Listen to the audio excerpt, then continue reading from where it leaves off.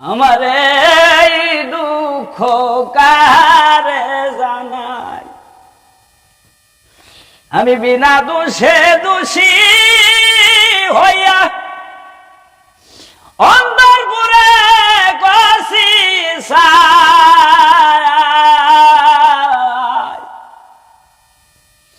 আমার এই দুঃখ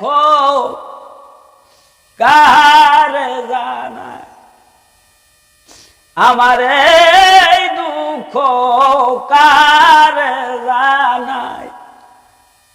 আঘাতের পর আঘাত দিয়া মনা মায়ার দিশ ভাঙ্গিয়া,